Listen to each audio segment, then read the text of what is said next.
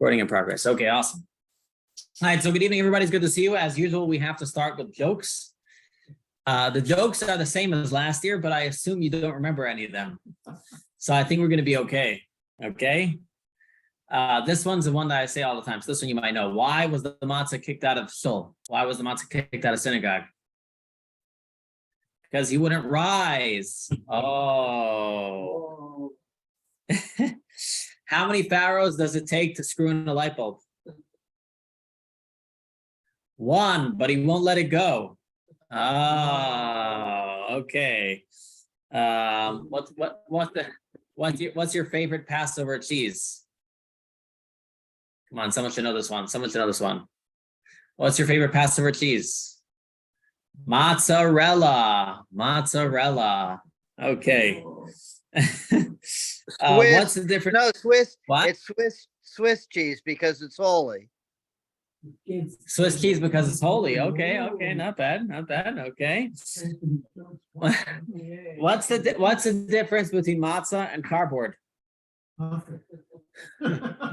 Cardboard doesn't leave crumbs. Okay. All right, I think that's enough. I won't torture you for more. If you want to come back for more, please show up for the Seder.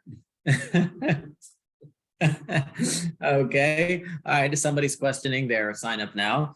But today I really wanted to get together before Pesach because Pesach is such a complicated holiday with so much to think about. And honestly, even though we talk about it every year, we forget every year.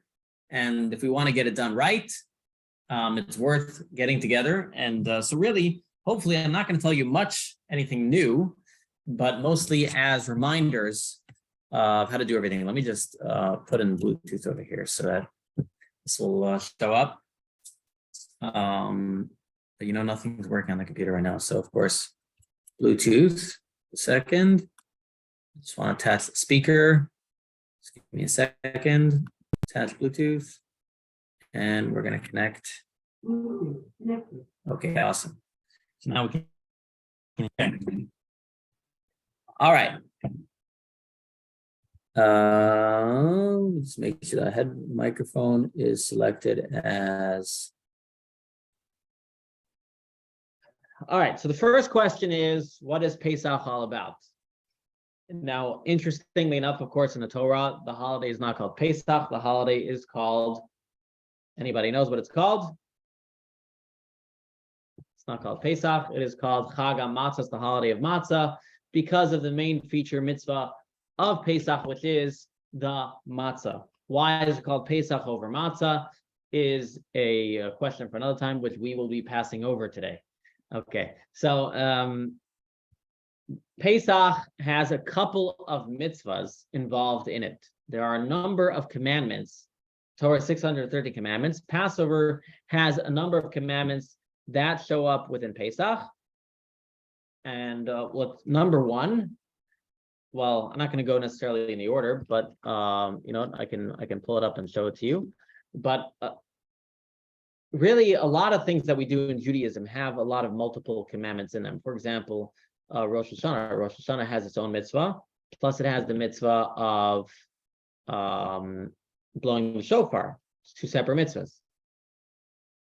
So every holiday can have multiple mitzvahs related to it, and so Passover is no exception. So let us take a look over here. Let me open this. Okay, of course, it's got to download. Okay. Let me close this. Oh, there. Okay, I'm just opening and sharing on the Zoom. Sorry, everybody, I'm rusty over here. Let's see. Oh, this is what I wanted. Okay, that's what I wanted. Am I duplicating the screens over here? I think I am. Okay, let's share. Just 1 second. It's opening. No, it's the wrong one. All right, forget about it. I'm going to skip that.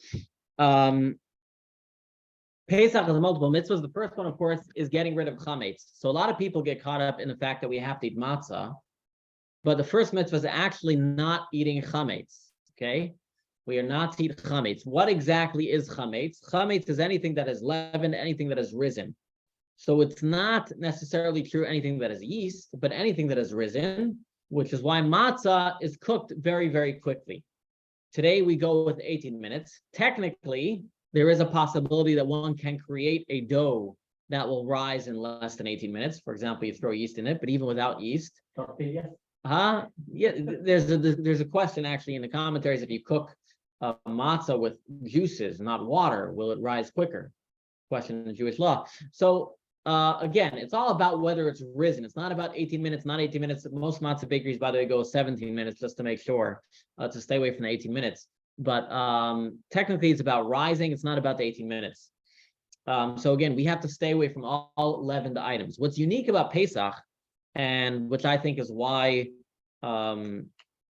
Jewish practice around Passover has become so big, right? Because a lot of people don't keep kosher all year. We'll make sure to not eat Passover. We'll make sure not to eat any leavened items on Pesach.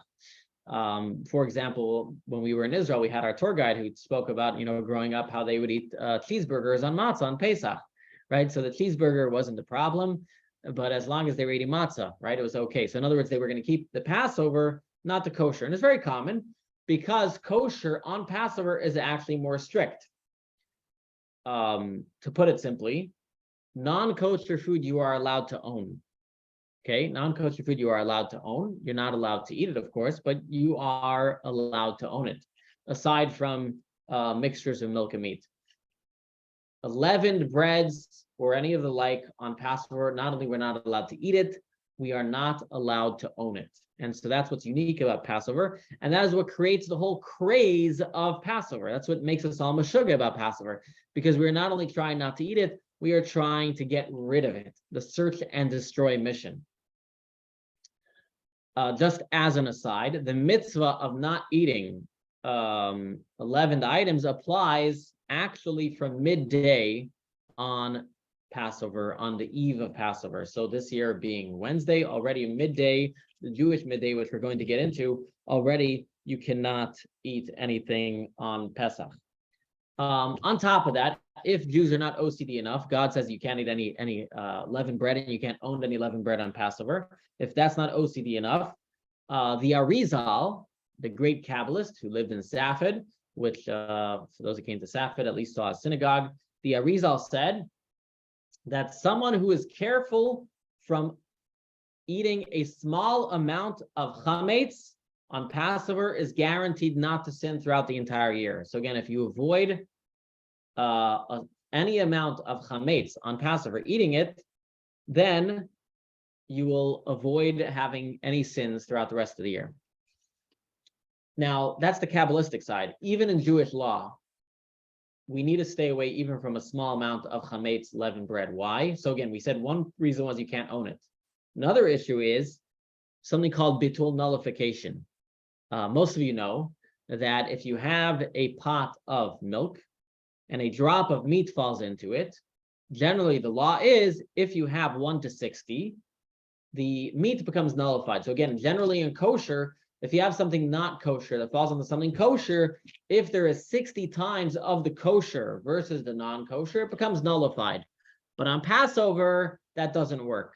So even if you have a small amount of non-Passover material falls on Passover material, it is a problem. So that is why we're also OCD, okay? So we don't want, so let's say, for example, I have over there hamantashen. I don't want them getting anywhere near the matzah because a small dust of hamantash on your matzah can be a problem on Pesach, right?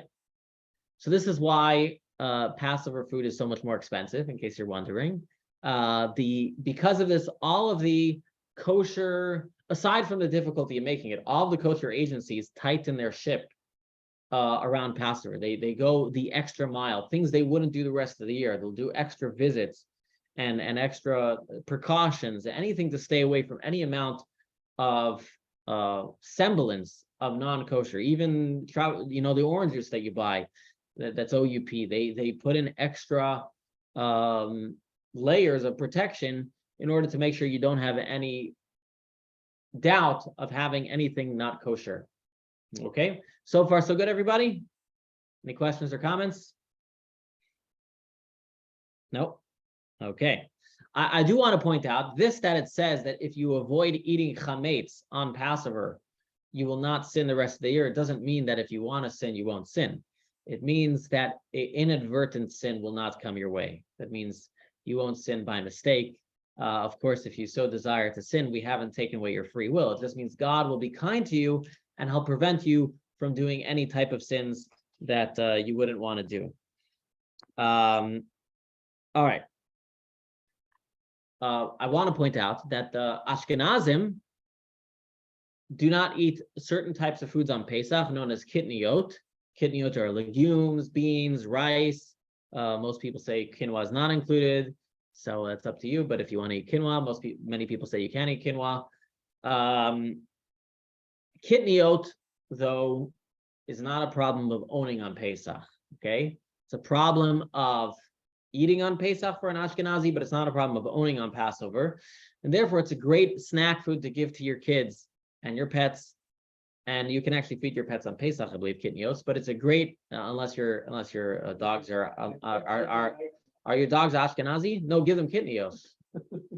Your cats are Ashkenazi. Okay, it's actually a big problem. Pet food on Passover is really hard to find. Certain pet food, but you can definitely give them kitniot. But really, I feed my kids a lot of kitniot before Passover around the house because, and it's also a good thing to do yourself. If you want to get crumbs around your house, but you want a snack on a rice cake. So that way, even if you get the dust somewhere, it's not really a problem, just a general good idea. So hopefully I've presented to you the problem with Passover. So again, we have Passover comes, God says you shouldn't have any leavened bread. Not only you shouldn't have any leavened bread, you shouldn't own it.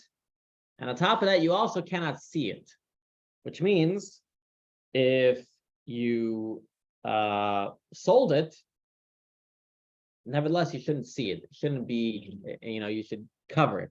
So that's one of the other things we do for Passover, right? In addition to cleaning our house and trying to get rid of all of the chametz, all of the leavened items that might be around the house. And if you have kids or pets, or you're a nosher like I am, that could be in many, many different places around your house. Your chametz can be in a lot of places, which we'll get to some ideas soon. So in addition to cleaning your house, you will also try to sell your chametz. Now, lucky for you, I have a buyer, Tony. For those who know Tony, Tony's going to buy our chametz. And you can fill out a form online on our website to empower me to sell your chametz for you. And then you put away all the chametz that you like. You put it in specific places in your house, and you hide it. Donna, are you having chametz over there? Make sure you finish it before Pesach, okay? I can't hear you, but yeah, make sure you put it away. Make sure you finish. He's working on finishing the chametz, right? Yeah, make sure you finish all your chametz before Pesach. Oh, that's matzah. Oh, he's eating matzah already. He's getting in the mood. Just so you know, there's different customs about when you stop eating matzah before Pesach. At the very least, you shouldn't eat it the day of Pesach. So on Wednesday day, you shouldn't eat any matzah. Okay. And by the way, the other thing is not all matzah is kosher for Passover. So you might even be eating non-kosher for Passover matzah. So you want to check the box. And if you're eating non-kosher for Passover matzah, it's kosher for Passover. Oh, okay. And But you can't eat last year's either, right? well, I don't know. Does it go stale? Does matzah go stale? Because normally it's stamped with a year on it, and I was always told if it's not for the current year. I don't know that there's a problem of eating a year-old matzah, except for the fact that it's stale. But it's No, I always just went to stale. Winn-Dixie. I just went to the Winn-Dixie in Tampa and spent a ridiculous amount of money on all the kosher for Passover stuff. Oh wow, yeah, I was there too today on my way back from the prisons. I was today there. But I went to the one in Carrollwood or wherever it is, not the one on Swan Avenue. I should have gone to Swan Avenue. It probably has a better selection. Oh, it had a huge selection. That's where I was at. Oh man, they had a lot of stuff. There's Winn-Dixie on Swan Avenue, and there's Winn-Dixie in Northdale, Carrollwood. Have a good selection. It's decent. I don't think it's as good as Swan, but it's also pretty good. Yeah, but yeah, I also spent a ridiculous amount of money. Yeah, but not too much. I went to St. Pete to spend it. I have to say, I also bought kosher pizza there, so and ice cream. I'm like, wow, I don't get to see this food, anyways. All right. So in addition to try, so by the way, so as far as the matzah goes, by the way, if it's not kosher for Passover, of course you can eat it. If it is kosher for Passover, some people don't eat it from 30 days before Passover. Some people don't eat it 15 days before Passover, and some people just don't eat it the day of, so that your appetite is excited. But either way, if you're eating machine-made matzah, shmor matzah tastes totally different. So your shmor matzah tastes so superior. You like the shmor matzah? Well, if you like if you like a good crunch, I guess it's good. Yep. All right. So if you have pots and pans the whole year, you have all the stuff in your house. The best thing is to sell it. Of course, you can kosherize. Kosherizing is complicated. If you want to kosherize the vessels in your house, you can. But the best thing is to just sell it, lock it all up, and put it, or have Passover set aside dishes and cover everything up. We're going to talk about kosherizing. I want to point out a couple of important items, just thoughts. Since owning chametz on Passover is a problem, be careful about ordering things for shipment. A lot of people also have like Amazon Subscribe and Save. Make sure you don't have an item that's going to arrive to you on Passover. So again, since owning is a problem, if something even comes to you on Passover, it's a big problem. I remember my brother told me that someone came to his Passover Seder and gifted him a very expensive bottle of whiskey. And he had to pour it down the sink because that's what you have to do. You know, if ownership of chametz comes into your possession on Passover, nobody is allowed to benefit from it. So that's why it's so important to get the sale done. Yeah, it was a real shame, real shame. You can't even gift it to your cleaner. You gotta pour it out, because gifting it to your cleaner means your cleaner is now happy and excited, and you're not allowed to. That's a benefit to you, right? So you have to make sure that nobody uses it. Talking about owning, is some people have a lot of different creams around their house. Some people have like oat-based stuff. Just be careful, stuff that are like oat-based. I know they have these oat-based washes and soap washes and face washes. I don't know what. Make sure, of course, to add those to your sale. I'm kind of jumping around all over the place, but that's kind of what Pesach is. It's a holiday of being disheveled, I think. Okay. So now that we've understood that you don't want to own any chametz, and you're going to do a couple things to get rid of your chametz, your leavened items. Number one is you're going to eat some of it. Number two is you're going to put away some of it and sell it. Number three is you're going to not buy it, right? The next thing you need to do is something called the bitul. This is something a lot of people miss. They don't realize it's an important part. But there's something called the bitul, the nullification of chametz. Nullification means any chametz that you did not sell because you don't know about it. Maybe it's a Cheerio stuck under your bed. Any chametz that, also don't forget, the sale of chametz is a more modern invention. So the bitul nullifying came way before we used to sell our chametz. So any chametz that you may own, you are going to nullify it, meaning you are nullifying your ownership over it. So if for some reason something slips your purview, you will not be owning it on Pesach. It's called the bitul. It is done twice. Once on the eve before Passover, and once on the day of Passover. And so we nullify it in both instances. Okay, so make sure to get that done. Now, the other thing we're going to do is we're going to purge our kitchen of any form of chametz. We didn't get into cleaning. Cleaning is an important one too. Before we get to koshering, let's talk a little bit about cleaning. Who here likes cleaning for Pesach? Anybody? No? All right, so here's the thing. Cleaning, a lot of times we confuse cleaning for Pesach with spring cleaning. That's part of the issue, right? Ever happens to you? Well, while we're cleaning, we should just do X, Y, and Z. So it's number one, it's unnecessary to sell any items that you're selling to the non-Jew. So all those cabinets that you're closing up and selling to the non-Jew, they don't need to be part of your Passover cleaning. Cleaning for Passover is hard enough. Anything that you're not using on Passover and you're selling does not need to be cleaned. There's no need to clean areas where there's no assumption that there might be any food there. There's no need to move heavy items that you wouldn't normally move. Okay, I don't mean a couch, but if there's something that you would really never, ever move, you don't have to break apart your house to reach there. The general rule is if you can reach it with your hand, you got to clean it. If you can't reach it with your hand, you don't have to clean it. Okay, so you just do the best you can. But the other thing is dust is not chametz, although many people tend to think it is. Dust is not chametz. Bedroom walls. Okay, you don't need to clean your bedroom walls and windows. Lighting fixtures and chandeliers, unless you have monkeys hanging from the top. I don't think you don't have to polish your silverware either. Okay, all these things are not required.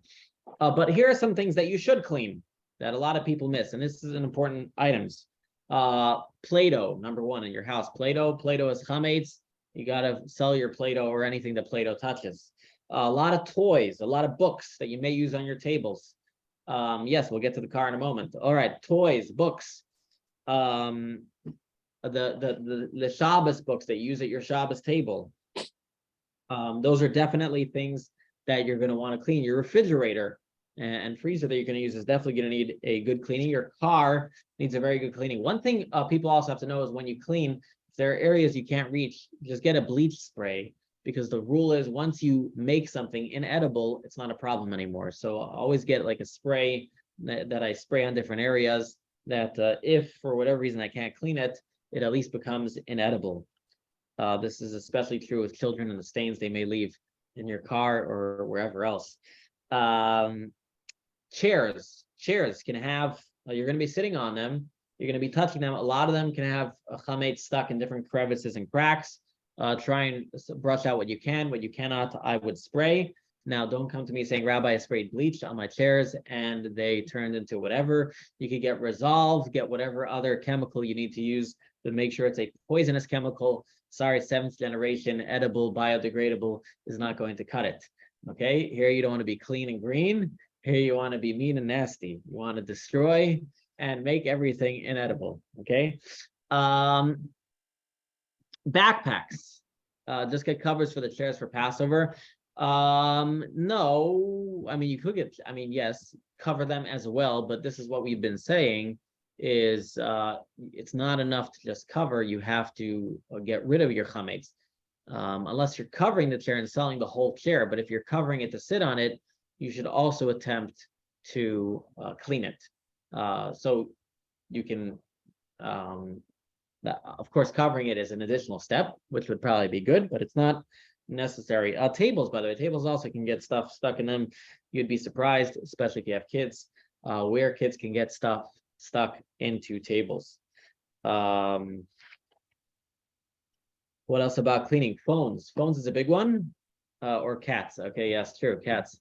Phones, by the way, phones most definitely deserve a wipe down. All right, what if you have fillings?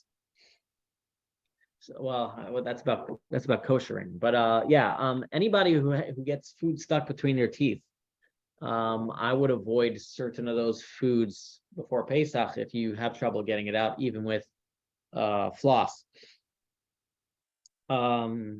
Cosmetics, soaps, shampoos, aside from anything that is clearly not kosher for Passover, generally the oat stuff, you can leave it out. Some people will not put anything in their mouth or near their mouth unless it is cleared to be kosher for Passover. That being said, most major brands of toothpaste are cleared. If somebody has a question about a specific brand of toothpaste or mouthwash, I have a list. There are lists you can buy, you can download. There's a Star K app, you can pay for their premium version, or there's a Blumenkrantz, or you can go online and find kosher for Passover toothpaste by Adawi. But regardless, most major brands are kosher for Passover, although I do suggest, of course, you should buy a new toothbrush. So make sure you order new toothbrushes, and I would use a new tube of toothpaste regardless. So again, most toothpaste are going to be fine. The mouthwashes, I think some of them are alcohol based, right? Listerine, Huh? like Listerine. Yeah. It's actually curious. Let me see what he says about Listerine. Because there's a whole discussion about alcohol. The rabbis debate about denatured alcohol, the alcohol that you have. So again, Pesach is really complicated. It really affects all areas of your life. But again, most, let's see, mouthwash, what do they say? Colgate, all are good. Listerine mouthwash.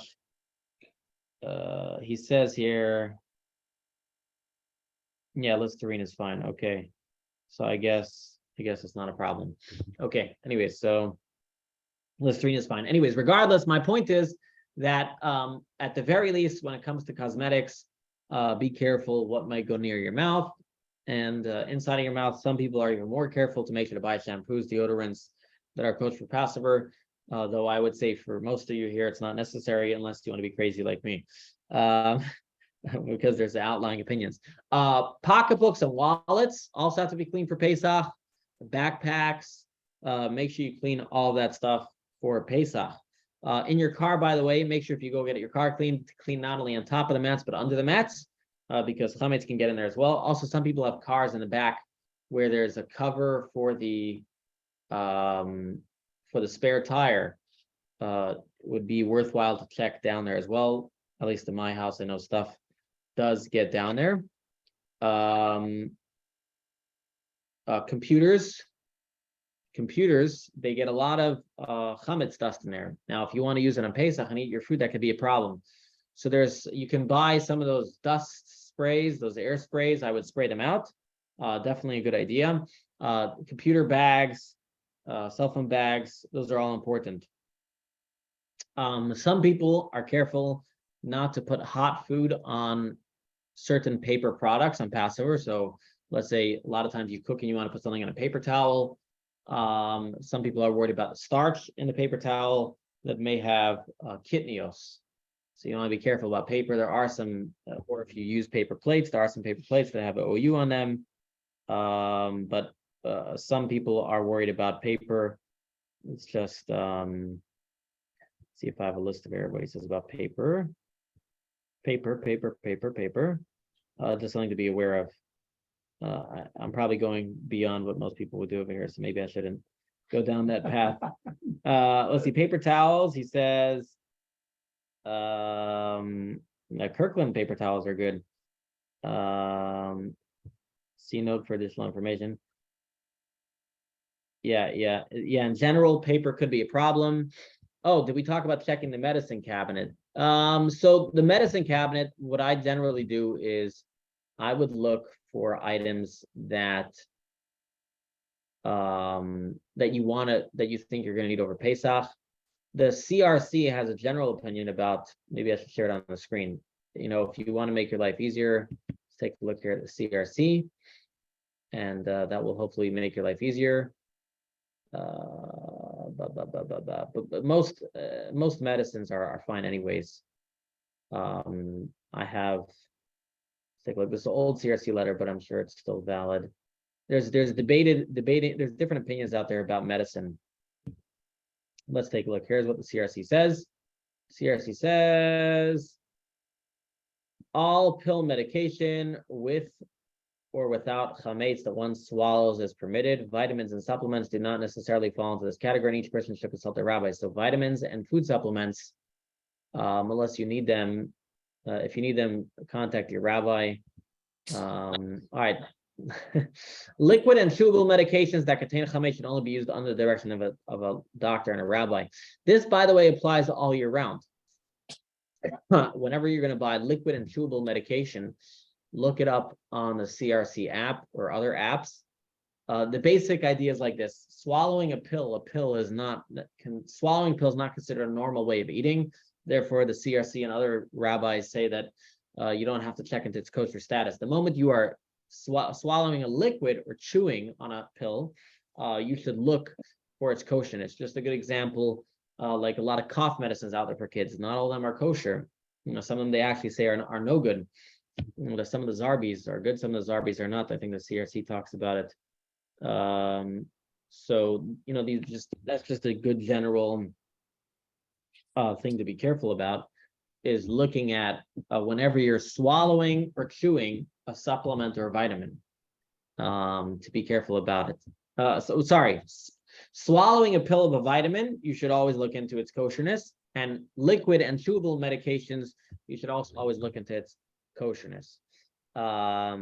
He mentions there, if it's kidneys, it's not a problem. Okay, then he talks about all varieties of blush, body soap are all okay. Of course, like I said, you want to avoid any type of oat.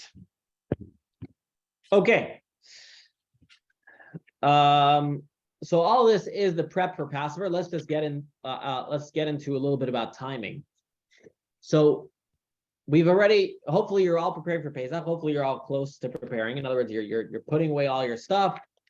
You're getting ready what you're selling. You're gonna get ready to kosherize your kitchen. With maybe I should discuss that now. So kosherizing your kitchen. Okay. So you're going to want to cook in your kitchen on Passover. So number one, you're going to want dishes. The dishes you're going to have, hopefully you're going to buy new. If you're not going to buy new, it's a little complicated, but hopefully you're going to buy new. Yes, many people buy eggs only before Pesach, correct. So hopefully you're going to buy only new dishes, okay? Now you want to kosherize your oven.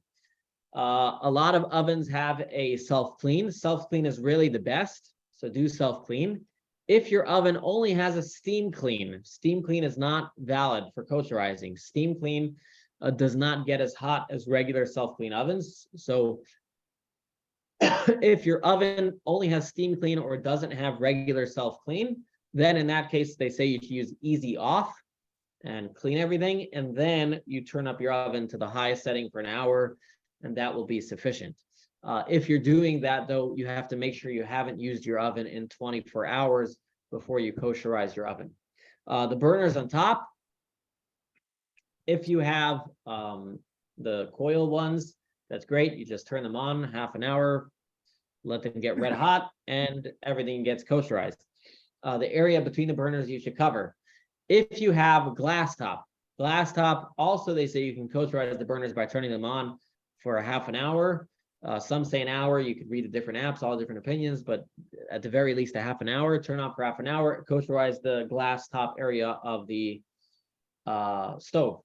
However, the area between the glass areas, most people say cannot be koshered. And therefore, what I suggest to people is there's a product sold out of Canada. Hopefully it's not too late to get it, but there are these like covers, fire safe covers that you can put on your burners, and that prevents your pot from moving over and sitting directly on the non-kosher stovetop. It's called Lomi. Lomi sells it. If you want bleach that area, you can bleach it, but it won't penetrate. Basically, the material that it's made out of. Because glass doesn't penetrate. It's not exactly glass. The stovetops. I don't know. I'm just telling you what the rabbis who look into it. We have a glass one now. Yeah, of course you can also just make sure you don't move your pot from outside of the ring, but it is very hard. Someone asked toaster oven put away in the chametz cabinet. 100% toaster oven. I would not attempt to clean that. You'd probably burn down your house before you clean it, right?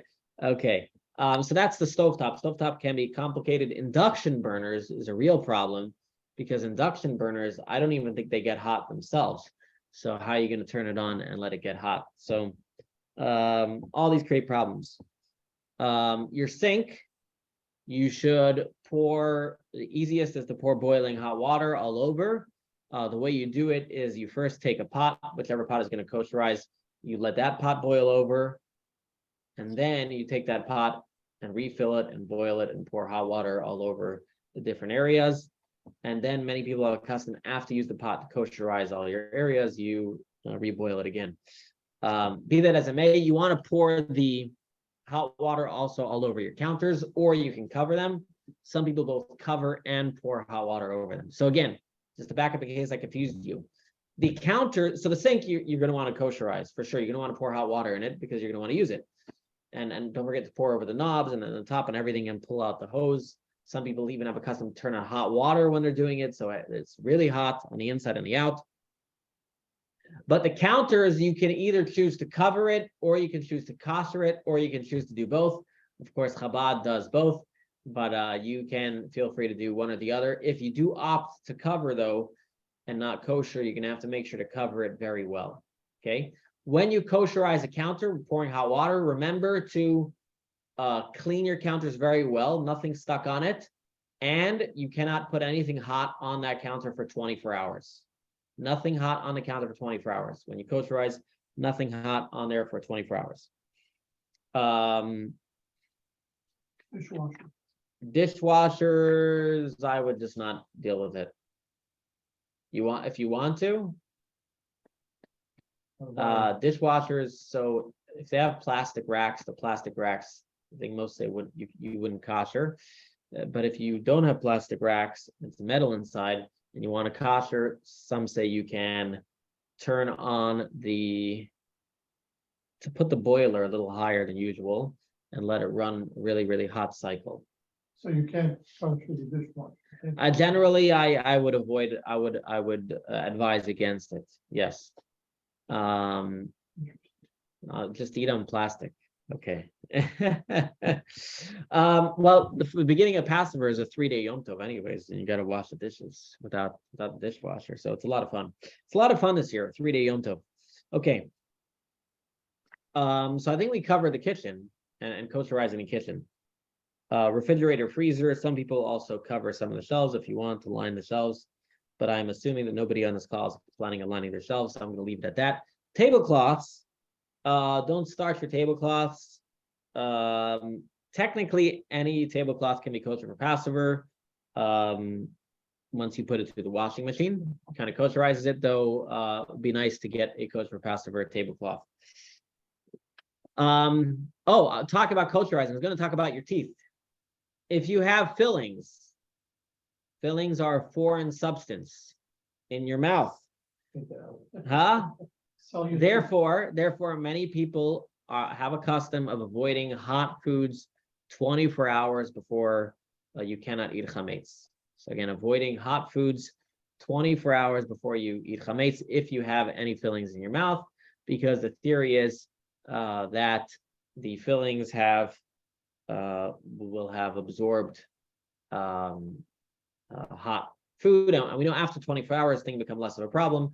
So the best is to not have any hot foods in your mouth 24 hours before the final time of eating chametz. Some people even put boiling hot water in their mouth, but that's another story for another time. And the guy who did it is trying to tell us about it. No, I'm kidding.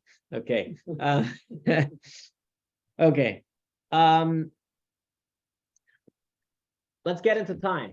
I've said that 5 times. It's about time. Okay. Hopefully you have a better idea of getting ready for Pesach, or at least you're reminded about time. Correct. So Tuesday night, there's a mitzvah by the sages to search for the chametz. The sages made it a mitzvah to search for the chametz. This year, that will be at 8:15 p.m. Right? 8:15 p.m., 8:14 p.m. 8:14 p.m. After 8:14 p.m., we are supposed to search our house for all chametz, and there's even a blessing made on it. Now, there's a lot of customs that go along with it. Custom is to use a candle, a single wick candle, not a Havdalah candle, and to use a feather, and to use a wooden spoon, and a brown paper bag to collect what you find. Put whatever you find in the brown paper bag, and you're going to burn it the next day. This is a very important mitzvah. You have to understand, it's a mitzvah by the sages of burning the chametz. Mystically, it means we are searching for our ego. We're trying to get rid of our ego. They tell the story of the Alter Rebbe, the first Chabad Rebbe, that the night before Pesach, he searched for the chametz in a one-room apartment the entire night. Obviously, there wasn't a lot to search for physically, but spiritually, he was getting rid of his ego. But we have to remember, Passover has a strong spiritual component to it. And therefore, the night before Pesach, we want to search for the chametz, both without and within. And we use a bag, brown bag, a wooden spoon, a feather, and a candle. And I also would say use a flashlight. Don't take the candle under your bed, and don't light your beard on fire, as people have been known to do. Many people have a custom Kabbalistically to put 10 pieces of bread around the house. If you are going to follow that custom, a couple important reminders. Number one, don't lose them. If you lose track of them, you are going to be in big trouble, because you are going to have to spend all night searching for it, okay? So if you have your kids putting it out, have your spouse walk around with your kid and write down all the locations, or nowadays you have phones, take pictures of where they are, okay? Number two, the bread that you put out should be wrapped, okay? So I typically wrap them in paper. If you wrap them in foil and you bring them to burn your chametz the next day, they don't burn very well. That happened to you last year. You couldn't find the last one. Yeah, that's a bad story. So again, wrap them in paper. Every year people come here with the 10 pieces of bread that they wrapped in foil, and I'm like, this is never going to go anywhere. All right. So again, comes nightfall, 8:14, you search for the chametz. After you find everything, you put it in a bag, you hide the bag that you're going to make the first bitul, you're going to make the first nullification. That bag you're going to put away for the next day when you're going to burn the chametz. Okay, so this is all Tuesday night. Now, what happens on Wednesday? Wednesday, there's a lot of things that we need to do on Wednesday. Okay.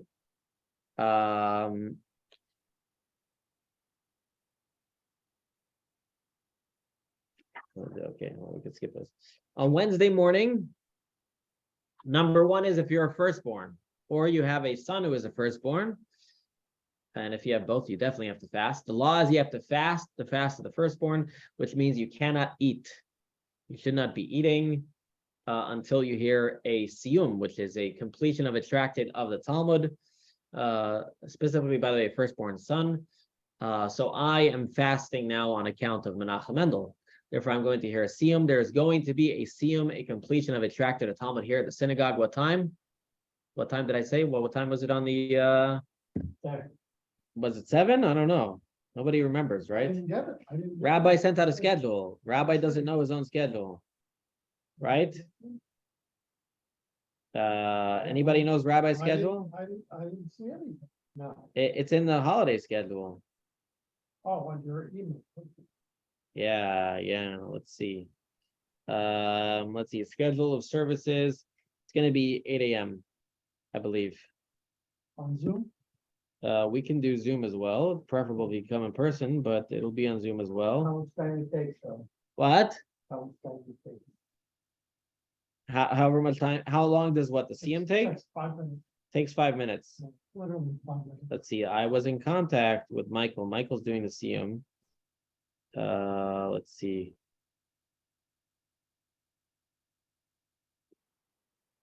Something like 8 or 8:30. I'll have to tell you exactly if you need to hear it. Okay. And you're supposed to have some fire this evening, right? Yeah. You're supposed to eat afterwards. Right. On Wednesday morning, you have to stop eating chametz, any 11 foods, by 11:27. 11:27 a.m. No more eating. That is 2 hours before the Jewish midday. 1 hour before the midday, you need to have to burn all your chametz. That is 12:30. So 11:30, we're going to meet here and we're going to burn the chametz, or I should say 11:45. 11:30, we're going to sell your chametz. 11:45, we are going to burn your chametz. So if you're not going to be able to be here, take a little foil pan in your backyard, put in all the chametz that you have, definitely the bag from the night before, and light it on fire and burn it. As it burns, you make a blessing.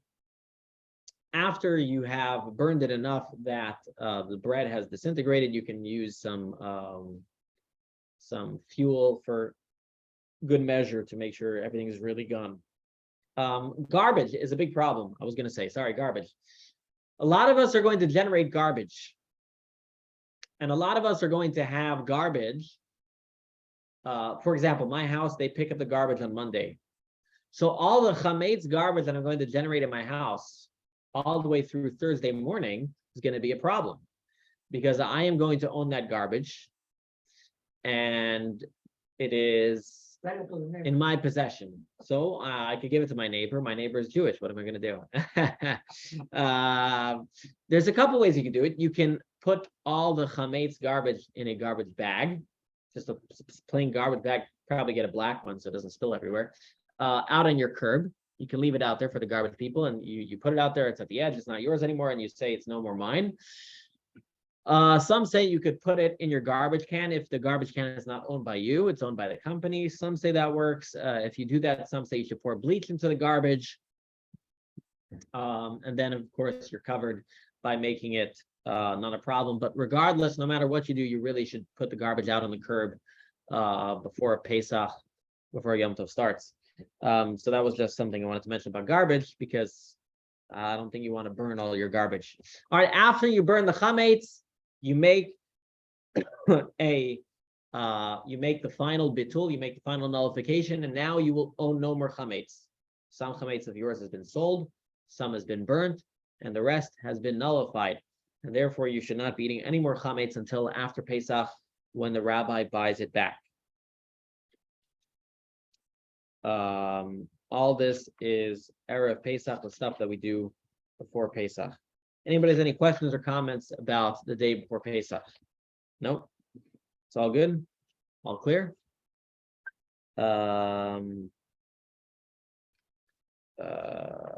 Okay. So let me see over here. All right.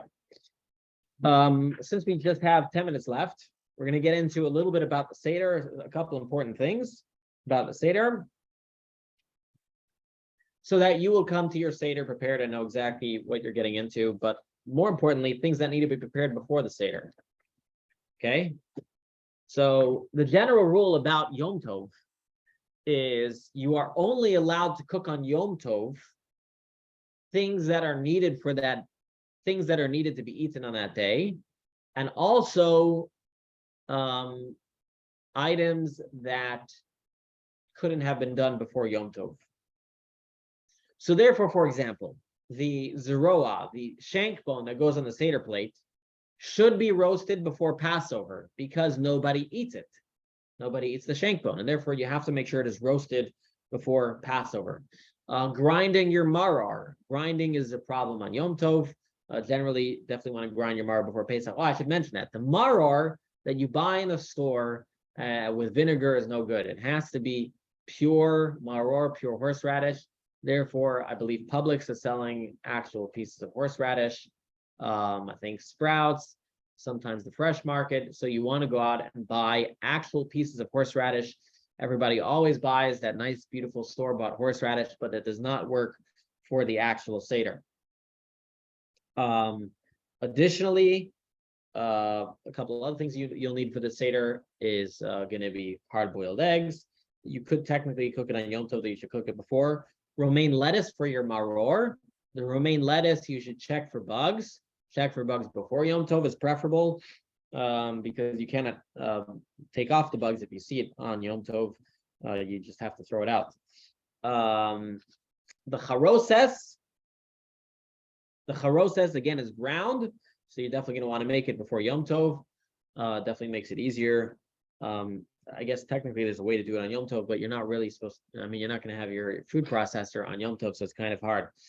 Karpas, the karpas is the vegetable. A lot of different customs out there. Chabad's preference is an onion. We really want to feel the tears, but a lot of people I know use raw potatoes. Salt water, there's salt water. Another interesting thing is the wine that we pour out during the Seder. According to Chabad and Kabbalists, the wine you pour out during the Seder is very bad wine, and you don't want to mix it with any of your other wine. And in fact, Chabad is custom. We pour it in a broken vessel, broken dish. So you take a little dish before Yom Tov, maybe a little bowl, and you cut it and you pour the wine in there. That's also why Chabad is accustomed to pour it out, not use the pinky, because if you use your pinky, then you keep getting it recontaminated. So that's why Chabad pours out the wine, doesn't use a pinky, just throwing it out. If someone has the custom to use a pinky, I'm not going to tell you not to use it. A couple other things you want to have for Pesach is the matzah. You want to have 3 whole matzahs. The first Seder night, you can prepare everything for the Seder, and you can prepare everything for the Seder before Pesach. So the table is ready to go. You can roll your Seder. The only things you want to do right at the beginning of the Seder is possibly putting your matzah in and putting your items on the Seder plate if you want. But regardless, the whole Seder can be ready to roll. The second night, you're actually not allowed to prepare for the second night of Pesach until 8:27. 8:27 until the stars come out. So the second night is always a later Seder. Why? Because you are not allowed to prepare from one day of Yom Tov to the next.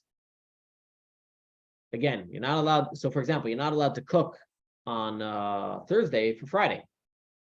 What about cooking Friday for Shabbos? So we're going to do something called an Erev Tafshilin. There's a process called an Erev Tafshilin where you set aside a matzah and an egg, or something similar, a cooked dish and a baked dish, and that allows you to cook on Friday for Shabbos. And if you don't know how to do it, the rabbi does do it for the community, but it's preferable everybody does it themselves as well. You can find the Erev Tafshilin in the Siddur. So this year, make sure to do an Erev Tafshilin. But generally not allowed to cook from one day of Yom Tov to the next. Why? Because the whole reason we have 2 days of Yom Tov is because we're not sure which day was the real Yom Tov, right? Was it the first day or the second day? So you can only cook on Yom Tov for holiday. So if today's holiday, then tomorrow's not holiday. And if tomorrow's holiday, the next day's not holiday. You get the idea. So you can't cook one day to the next. Any other important reminders for the Seder? Make sure you have enough Haggadahs. That's always important. If you don't, Chabad has lots and lots of Haggadahs. Huh? Yeah, I just want to give a little bit of idea about Pesach. Just one idea that can help make us appreciate Pesach a little bit is Pesach, Passover, the Seder is, as we all know, a moment of freedom. But it's not just a moment of freedom for something that has happened thousands of years ago, but it's a moment of freedom for what we are doing now. And I think I may talk about this on Shabbos in my Shabbos class if you'll be here. But Passover is very different from the next holiday, which is Shavuot. Passover is what's known as running away from the bad.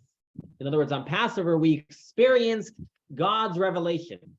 On Passover, we experienced God revealing himself to us and lifting us out of the impurity. It says actually the Jewish people were in the 29 gates of impurity when the Jewish people were in the 29 gates of impurity, and not 29, 49. And if God hadn't revealed himself to us, we would still be in that impurity. So on Pesach, we experienced a divine revelation of ratzoi, of running. Let's put it this way. Let's take a physical example. Let's say you are in a bad situation. There's 2 elements of how you get into a better situation. Number 1 is you need to remove yourself from the current situation. Number 2 is you need to put yourself in a better situation. And they're usually not exactly the same time. Okay, so again, there's the process of removal from the bad, and there's the entering into the good. So Passover is the experience of freedom exiting the bad. And then over the course of 49 days of the counting of the Omer and culminating with the holiday of Shavuot, that is entering the good. So on Pesach, as we celebrate these 15 steps of the Seder, all the different steps of the Seder, we want to be conscious of what we are trying to escape. And we want to be conscious of the idea that we want to leave that. One of the biggest problems with the exile today, for example, is that many of us don't want to leave the exile. We're so comfortable. You know, I was actually remarking today with some of the prisoners who, of course, definitely want to leave the exile. But I was remarking, you know, everybody's talking about what's going on in Israel. And I said, you know, in some sense, what's going on in Israel is reminding us that we're still in Galut, we're still in exile. You know, we sometimes, especially Israelis, get too complacent. What do you mean? We're in Israel, we're a nation of Jews, and we're okay. But sometimes we have events that remind us that, no, we need to escape where we are. We're not in a good place. Even if you're in Israel, you're still in the Golah, you're still in the exile. We're still in the exile existence. And so in our personal lives, Passover is a time when we want to say, whatever it is that's holding us back, I want to exit it. See, your exit plan. Passover is your exit plan. the rest of Passover, going all the way until Shavuot, is your entering plan. That's your 49 days of purifying yourself. So always think about how Pesach is your exit plan. And this is actually a theme I'm going to talk about at the Seder because I think it's so important. But since you're all here, I'll spill the beans to you as well. That is why the main matzahs we celebrate on Pesach, and I'm sorry you'll hear it twice, the main matzahs we celebrate on Pesach are actually broken matzahs. Right? The main matzah on Passover is the broken matzah. Right? On Passover, when we have the Seder plate, we have a top matzah, whole matzah, we have a bottom matzah, whole matzah, and the middle matzah is broken, which is very strange. Judaism, we always do practices on whole items. When you fill up a cup for Kiddush, a rabbi always pours it over. Even his vodka, he pours it over, right? It's got to be full. Challah has to be complete whole loaves. The shofar cannot be cracked. Your etrog cannot have any blemishes. Generally, when we do a mitzvah, we have to have a complete and whole item. Pesach, though, the main matzah is a broken matzah. Right? The middle matzah is in the beginning of the Seder, yachatz. We break it in half. One half is put away for the afikomen, which is the last thing that we do in the Seder. And the other matzah is the first matzah we talk about in the Seder. And we tell the whole story of the Magid over this broken piece of matzah. And one of the messages is that in order to seek freedom, we have to realize that we're broken. In order to escape, we have to know there's something wrong. You know, people who are perfect are never going to escape anywhere because they're perfect. They're whole. They're complete. There's nowhere for them to go to. And so this is one of the messages of Pesach is to remember and to remind ourselves that yes, we are broken. Yes, we are not whole, but we can find freedom in our incompleteness. We can find freedom in who we are, what we are. We can accept it, and that's okay. I don't know about you, but I'm never going to be perfect. But nevertheless, I can still seek freedom and redemption in whatever stage we are in. And so that's just an important thing I want as you celebrate the Seder to just remember that it's a very special night and there's a lot of important elements that happen on it. And there are a lot of different ideas about Pesach. And honestly, there's so many great Haggadahs. And I highly suggest that if you're going to be leading a Seder, to prepare and have ideas to share to help everybody there experience a little bit of the celebration of Pesach. So we have all these technical details. Let's not forget about the meaning. And there's so many wonderful, wonderful insights about Pesach. I've been listening to some of them are really deep. I don't, they're too much to share, but there's really so many beautiful ideas around Pesach, around each and every single word of the Haggadah, and try and find meaning and purpose in your Passover Seder this year. And may we all experience a wonderful, happy, and special Pesach this year. That's not the end of my class, though. That was my interruption to give you a little bit of meaning. I just want to mention a couple more important things about the Passover Seder. That was just to give you a break from the technicalities. I'm just going to go really quick through the Seder, a couple important items you want to know about. Number one, all cups that you drink have to be full. Number two, all cups have to be drunk after nightfall. That is why it is so important not to start the Seder early. It's like taking a medication when you're not sick, okay? Trying to take the items of the Seder when night is not fallen, it's not effective, okay? Number three, you want to lean when you drink the wine. You want to lean when you eat the matzah, except for the matzah with the maror, or actually matzah with the maror, you also lean except for the maror. Everything else you lean. If you don't lean, you got to do it again. So definitely try and lean. Important, always fill up your cup full. Tells people every year, fill up your cup full, even if you're not going to finish it. But at least drink, 3.3 ounces, but always fill up your cup to the top in order to fill the obligation. As far as the matzah goes, everybody should be eating at least a third to a half of a shmor matzah on the Seder night. There are weights that go along with it, but at least a third or a half to a half, depending on the size of your matzah. I think the matzahs we have, a third should be okay, of shmor matzah at the very least. That's one of the main mitzvahs of Pesach. When we wash our hands the first time, make sure you do not make a blessing. Of course, you all know that. Why are we washing our hands? Because actually, most people don't know, it's actually a law that whenever you eat wet vegetables, you're supposed to wash your hands. Okay, Jewish law, we're supposed to wash our hands whenever we eat wet vegetables.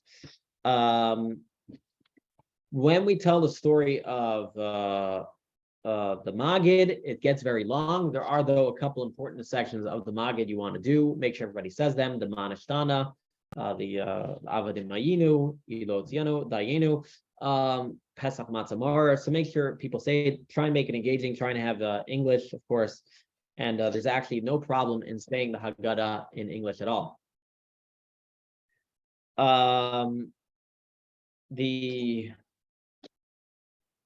That was actually, by the way, one of the reasons I was reading this here, why, according to some, you don't make a blessing on saying the Haggadah, because the Haggadah technically can be said in any language. Anyways, Chabad does not put matzah ball on a soup.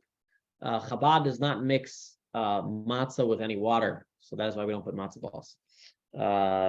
Okay. When it gets to motzi matzah, there's a whole thing how you hold the matzah. Regardless, again, eat the matzah leaning. There's the korach sandwich. What else do I want to say? After you eat the afikomen, do not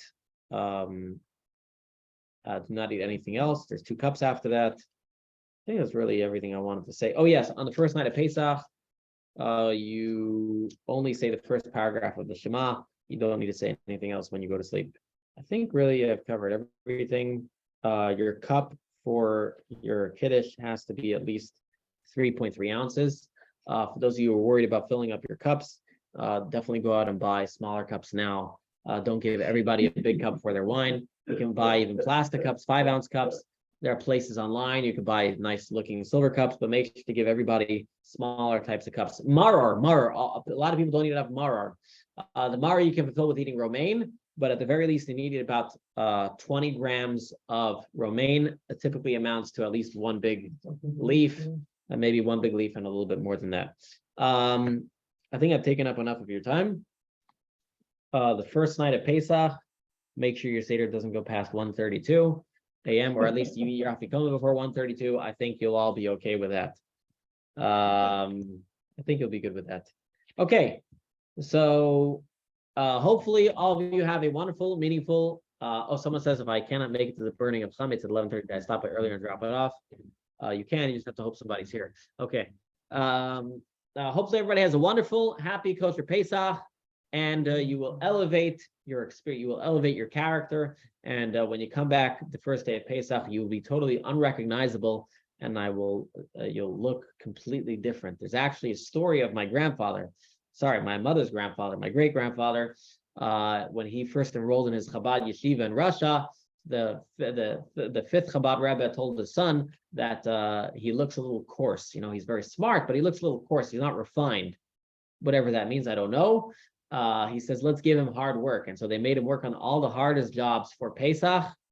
And afterwards, the 5th Lubavitch Rebbe remarked to the 6th Lubavitch Rebbe, who was then not a Rebbe, he told him, you see what the sweat of a mitzvah does? It purifies him. And we can now see on his face, he looks very refined character. And so for all of those of you who are working very hard in the mitzvah, know that working very hard for the mitzvah refines us, makes us better people.